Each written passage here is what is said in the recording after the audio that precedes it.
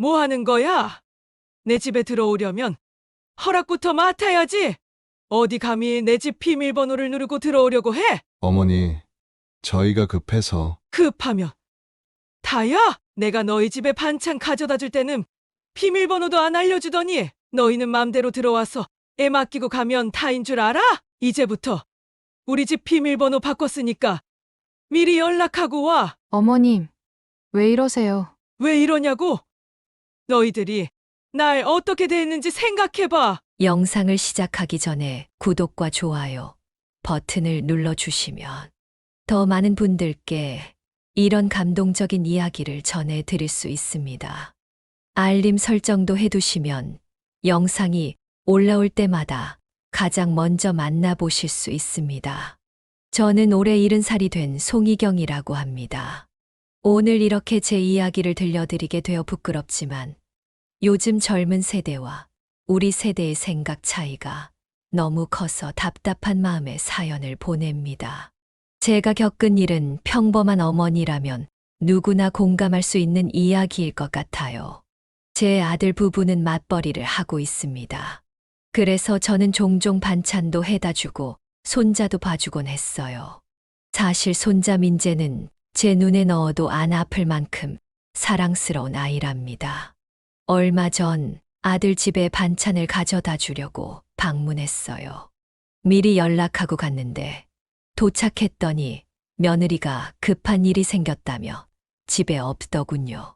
결국 아들이 문자로 비밀번호를 보내줘서 반찬만 냉장고에 넣고 나왔습니다. 그런데 집에서 나온 후 아들에게서 전화가 왔어요. 어머니, 저희도 사생활이 있으니 비밀번호 안 알려준 것은 서운하게 생각하지 마세요. 이 말을 듣는 순간 가슴이 철렁 내려앉았어요. 내가 아들 집에 마음대로 드나들 것처럼 경계하는 말투가 너무 서운했습니다.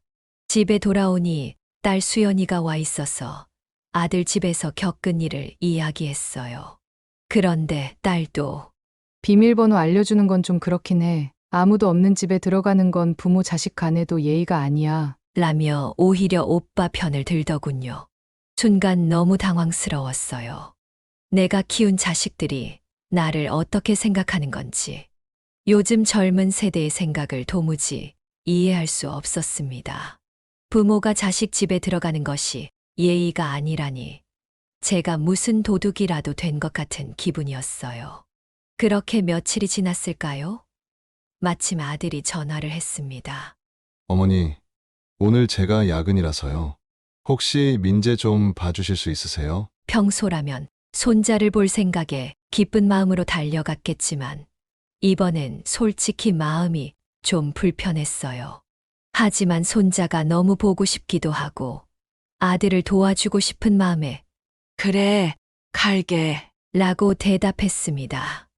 아들이 알려준 시간에 맞춰 아파트에 도착했어요.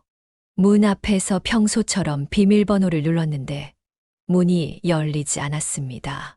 다시 한번 눌러봐도 마찬가지였어요. 비밀번호가 바뀐 걸까 싶어서 아들에게 전화했는데 받지 않았어요. 며느리에게도 연락해봤지만 역시 받지 않더군요. 할머니, 민재가 놀이터에서 놀고 있는 게 보였어요. 아파트 경비 아저씨가 데리고 있었나 봐요. 저는 민재에게 다가가 우리 손자 할머니가 왔어요. 하며 안아주었죠. 경비 아저씨는 아들 부부가 아이를 맡기고 급히 나갔다고 했어요. 저는 민재와 함께 놀이터에 앉아 무려 1시간이 넘게 기다렸어요. 바람도 차고 민재도 슬슬 배고파할 때쯤 드디어 아들에게서 전화가 왔습니다. 어머니, 죄송해요. 저희가 비밀번호 바꾼 걸 깜빡했네요. 새 비밀번호는 공유기구예요. 제 생일이었어요. 순간 마음이 조금 풀렸지만 그래도 1시간 넘게 추운 놀이터에서 손자와 기다렸던 상황이 서운했습니다. 그래도 별말 않고 그래, 알았어. 라고만 대답했어요. 비밀번호를 누르고 집 안으로 들어가니 설거지도 안 된 그릇들이 싱크대에 가득했고 아침에 먹었던 듯한 빵 부스러기가 식탁에 그대로 있더군요. 저는 손자 민재를 씻기고 간식을 먹인 다음 싱크대에 있던 그릇들을 모두 설거지했어요. 그리고 냉장고를 열어보니 별로 먹을 게 없어서 제가 가져온 반찬과 함께 저녁 식사도 준비했습니다. 민재는 정말 귀여웠어요. 할머니, 이거 맛있어요. 하면서 제가 해준 음식을 맛있게 먹는 모습을 보니 피곤함도 싹 날아가는 것 같았죠. 손자랑 같이 식사를 하고 설거지까지 마친 후 동화책도 읽어주고 재미있게 놀았어요. 시간이 꽤 흘러 저녁 8시가 넘었을 때였어요. 현관문 열리는 소리가 들렸습니다. 아들 부부가 돌아온 것 같았어요. 저는 민재를 재우려고 방에 데려다 누워 있었는데 거실에서 들리는 대화 소리가 제 귀에 들어왔습니다. 영화 재미있었어? 응. 괜찮았어. 어머니한테는 야근이라고 했지? 순간 귀를 의심했어요. 야근이 아니라 영화를 보러 간 거라니. 더 충격적인 대화가 이어졌습니다. 근데 어머니한테 새 비밀번호 알려줬어? 응. 알려줬어. 근데 이렇게 계속 비밀번호 알려드리면 당연하게 들락날락 하실 거야. 나도 좀 부담스러워. 그래도 어머니가 많이 도와주시잖아. 그냥 알려드리는 게 좋지 않을까? 아니, 비밀번호는 우리 둘만 알고 있는 게 좋을 것 같아. 필요할 때만 알려드리자. 그 말을 듣는 순간 가슴이 찢어지는 것 같았어요. 야근도 아니고 영화를 본 거였고 저에 대한 이야기는 더더욱 충격적이었습니다. 당연하게 들락날락 하실 거야 라는 말이 계속 머릿속에 맴돌았어요. 내가 아들 집에 마음대로 드나들 사람으로 보였던 걸까요? 저는 그 자리에서 당장 일어나 집에 가고 싶었지만 손자가 제 품에 안겨 잠들어가고 있었어요. 민재의 평온한 얼굴을 보니 더 서러워졌습니다. 그래도 아이 앞에서는 아무 내색도 하지 않았어요. 아들 부부가 방으로 들어왔을 때 저는 무표정하게 민재 잘 잤어. 나 이제 집에 갈게. 라고 말했습니다. 아들은 어머니, 늦었는데 택시 불러드릴게요. 라고 했지만 저는 괜찮아. 버스 타고 갈게. 라고 대답했어요. 버스 정류장까지 걸으면서 눈물이 왈칵 쏟아졌습니다. 집에 돌아와 밤새 생각했어요. 아들 부부의 말이 계속 귓가에 맴돌았습니다. 그동안 제가 너무 당연하게 아들 집에 드나들었던 걸까요? 반찬도 가져다 주고, 집안일도 도와주고, 손자도 봐주고, 그게 다 부담이었을까요? 일주일쯤 지났을 때 또 전화가 왔습니다. 이번에는 며느리였어요. 어머님, 저희가 내일 중요한 모임이 있어서요. 혹시 내일 민재 좀 봐주실 수 있으세요? 경계심이 생겼지만 그래도 손자를 보고 싶은 마음에 그래. 내가 갈게. 라고 대답했어요. 이번에는 미리 비밀번호를 물어봤습니다. 다행히 바뀌지 않았다고 하더군요. 다음 날 아들 집에 가서 민재와 함께 즐겁게 놀았어요. 아이와 블록놀이를 하다가 민재가 갑자기 일어나 뛰어가다 넘어졌어요. 무릎이 살짝 긁혔는데 울음을 터뜨렸습니다. 저는 얼른 달려가 안아주었죠. 우리 민재 다쳤구나. 할머니가 약 발라줄게. 상처는 정말 작았어요. 살짝 긁힌 정도였죠. 소독하고 밴드를 붙여주니 금세 웃음을 되찾았어요. 아이들은 금방 아픔을 잊는 법이니까요. 저녁이 되어 아들 부부가 돌아왔을 때 며느리는 민재의 무릎에 붙은 밴드를 보고 놀라며 물었어요. 어머, 민재 다쳤어요? 무슨 일이에요? 아, 블록놀이 하다가 넘어져서 살짝 긁혔어. 소독하고 밴드 붙여줬어. 그런데 며느리의 표정이 순간 굳어졌어요. 밴드를 떼고 상처를 확인한 뒤 얼굴이 붉어지더니 저를 노려보듯 말했습니다. 어머니에게 맡기는 건데 잘 좀 봐주셨어야죠. 이러면 어떻게 어머니에게 애를 믿고 맡겨요? 말문이 막혔어요. 작은 긁힘 하나로 이렇게까지 말하다니. 아이를 키우다 보면 넘어지고 다치는 건 당연한 일인데 마치 제가 손자를 방치한 것처럼 말하는 며느리의 태도가 너무 서운했습니다. 더 충격적인 건 그 옆에 서 있던 아들의 반응이었어요. 아무 말도 하지 않았습니다. 어머니를 두둔하기는커녕 아무 반응도 보이지 않았어요. 그저 조용히 서 있기만 했죠. 저는 너무 서러웠지만 참았어요. 미안해. 내가 좀 더 잘 봤어야 했는데. 라며 억지로 사과했죠. 하지만 속으로는 어떻게 내 아들이 이럴 수 있지? 라는 생각뿐이었어요. 집으로 돌아오는 길, 버스 창문에 비친 제 얼굴이 눈물로 범벅이 되어 있었습니다. 그동안 자식들을 위해 희생하고 도와준 시간들이 주마등처럼 스쳐 지나갔어요. 반찬을 해다 주고, 집안일을 도와주고, 손자를 봐주고, 그 모든 것이 당연하게 여겨졌던 걸까요? 집에 도착하자마자 결심했어요. 이제는 나도 선을 그어야겠다. 그날 밤 우리 집 현관 비밀번호를 바꿨습니다. 아들, 며느리, 딸 모두 알고 있던 번호였는데 이제는 아무도 모르는 새 번호로요. 며칠 후 주말 아침이었어요. 갑자기 초인종이 울렸습니다. 도어폰을 보니 아들 부부가 민재를 데리고 와 있었어요. 저는 문을 열지 않고 도어폰으로 물었습니다. 웬일이니? 미리 연락도 없이? 아들이 당황한 목소리로 대답했어요. 어머니, 오늘 급한 일이 생겼어요. 민재 좀 봐주세요. 비밀번호가 안 맞아요. 바뀌었나요? 제가 대답했어요. 응, 바꿨어. 너희도 사생활이 있듯이 나도 내 공간이 필요해서. 아들이 어리둥절한 표정을 지었어요. 어머니, 왜 이러세요? 저희가 뭐 잘못했어요? 그 순간 그동안 참았던 감정이 폭발했습니다. 너희는 내가 반찬 들고 왔다고 화내면서 너희가 애 데리고 오면 다 봐줘야 된다고 생각하니? 그날 야근이라며 영화 보러 간 것도 다 알아. 내가 당연히 드나들 것처럼 말하는 것도 들었고 내가 너희 집에 가면 도둑처럼 느껴지게 하더니 너희는 내 집에 맘대로 들어오려고? 아들이 당황해서 어쩔 줄 몰라 했어요. 어머니, 그게 저희가 됐어. 이제부터는 볼 일 있으면 미리 연락하고 와. 나도 내 시간이 있어. 도움이 필요하면 부탁하고 고마움도 표현하고 이제는 나도 나 자신을 챙기려고 해. 며느리가 불편한 표정으로 말했어요. 어머님, 저희가 정말 급해서 그래요. 오늘만 민재 봐주시면 안 될까요? 미안해. 오늘은 약속이 있어서 안 돼. 미리 연락했으면 일정을 조정할 수도 있었을 텐데. 사실 약속은 없었어요. 하지만 이제는 제 마음의 선을 지키고 싶었습니다.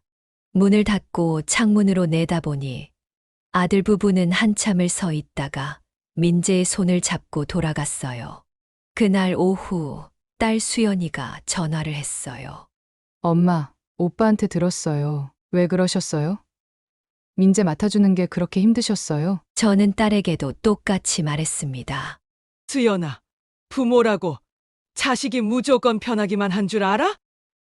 나도 내 삶이 있어. 너희들이 바쁘다고 갑자기 오면 내가 다 맞춰줘야 하니? 지난번에도 너는 오빠 편만 들었잖아. 수연이가 잠시 말을 잇지 못했어요. 그리고는 한숨을 쉬며 말했습니다. 엄마가 그렇게 서운하셨는지 몰랐어요. 미안해요. 근데 오빠네도 나름 바빠서 그랬을 거예요. 바쁜 건 이해해.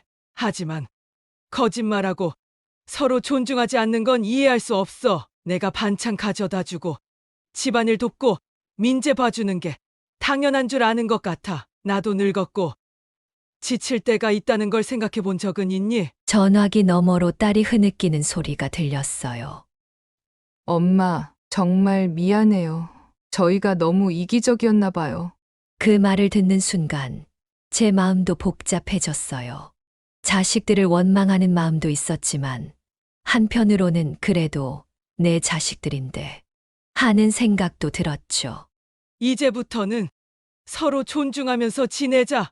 내가 도울 수 있을 때는 기꺼이 도울게. 하지만 너희도 내 시간과 공간을 존중해 줬으면 좋겠어. 미리 연락하고 감사하다는 말도 해주고 그게 그렇게 어려운 일이니? 딸은 계속 사과했고 앞으로는 더 배려하겠다고 약속했어요. 전화를 끊고 나니 가슴이 뭉클해지면서도 홀가분했습니다. 이제야 제 마음을 솔직하게 표현한 것 같았거든요. 그로부터 며칠 후 아들이 찾아왔어요. 이번에는 전화로 미리 약속을 잡았습니다. 민재는 없었고 아들 혼자였어요. 현관 앞에서 머뭇거리는 아들에게 문을 열어주었습니다. 들어와서도 쉽게 말을 꺼내지 못하더군요. 한참을 어색하게 앉아 있다가 겨우 입을 열었어요. 어머니, 정말 죄송해요. 제가 많이 부족했어요. 저는 아무 말도 하지 않고 아들의 눈을 바라봤어요. 아들은 고개를 숙이며 계속 말했습니다. 영화 본 것도 죄송하고 비밀번호 얘기한 것도 다 들으셨다니 너무 부끄럽네요. 저희가 정말 어머니의 마음을 몰랐어요. 며느리가 나한테 그렇게 말할 때 넌 왜 그때 아무 말도 하지 않았니? 너가 옆에서 가만히 있는 게 더 서운했어. 아들의 눈에 눈물이 고였어요. 죄송해요. 제가 어떻게 해야 할지 몰랐어요. 어머니와 아내 사이에서. 너가 어릴 때 기억나니? 자전거 타다 넘어져서 무릎 다친 적 있었지. 그때 상처가 지금 민재보다 훨씬 더 크게 났었잖아. 그런데 내가 널 혼낸 적 있었니? 아들이 고개를 저었어요. 아니요. 부모는 자식이 다치지 않게 항상 지켜보지만 때로는 실수할 수도 있어. 아이들은 뛰어놀다 다칠 수도 있는 거야. 그걸 이해 못하는 게 서운했어. 아들이 눈물을 닦았어요. 어머니, 정말 죄송해요. 저희가 어머니께 많은 도움을 받으면서도 감사함을 제대로 표현하지 못했어요. 앞으로는 달라질게요. 사과보다 중요한 건 행동이야. 미리 연락하고 감사하다는 말도 하고 그리고 무엇보다 거짓말하지 마. 그게 가장 서운했어. 아들이 고개를 끄덕였어요. 네. 어머니, 앞으로는 정직하게 말씀드릴게요. 그리고 제가 아내와도 잘 이야기해 볼게요. 며느리는 지금 어떻게 생각하고 있니? 아들이 잠시 망설이다 대답했어요. 솔직히 아직 자기가 잘못했다고 생각하진 않는 것 같아요. 하지만 저희 부부가 어머니께 많이 의존하고 있다는 건 인정해요. 솔직한 대답이었어요. 사실 며느리가 금방 마음을 바꿀 거라고 기대하지는 않았습니다. 사람의 마음은 그렇게 쉽게 바뀌지 않으니까요. 알았어. 너가 솔직하게 말해줘서 고마워. 시간이 필요할 거야. 나도 며느리를 이해하려고 노력할게. 아들이 조심스럽게 물었어요. 그럼 저희가 다시 어머니 집 비밀번호를 알 수 있을까요? 저는 웃으며 대답했습니다. 그건 좀 더 지켜보자. 서로 신뢰가 회복되면 알려줄게. 그때까지는 방문 전에 연락하고. 아들은 그 말에 아무 불만 없이 수긍했어요. 이제야 제 마음을 이해한 것 같았습니다. 어머니, 이번 주말에 저희 집에 와주실래요? 민재가 할머니 많이 보고 싶어 해요. 제가 직접 모시러 올게요. 그래, 좋아. 근데 이번엔 반찬은 안 가져갈게. 대신 함께 장을 보고 같이 요리해 보는 건 어때? 아들의 얼굴에 밝은 웃음이 번졌어요. 네, 좋아요. 민재도 요리하는 거 좋아할 거예요. 아들이 돌아간 후 저는 창가에 앉아 생각에 잠겼습니다. 참 많은 일들이 있었네요. 서운했고 화났고 속상했지만 이제는 마음이 한결 가벼워진 것 같았어요. 누구나 나이가 들면서 관계의 변화를 겪게 됩니다. 자식들은 자라서 독립하고 그들만의 가정을 꾸립니다. 그 과정에서 부모와 자식 사이의 경계도 새롭게 정립되어야 하는 것 같아요. 제가 그동안 그 변화를 받아들이지 못했던 건 아닐까 하는 생각도 들었습니다. 다음 날 딸 수연이가 방문했어요. 이번에도 미리 연락을 했죠.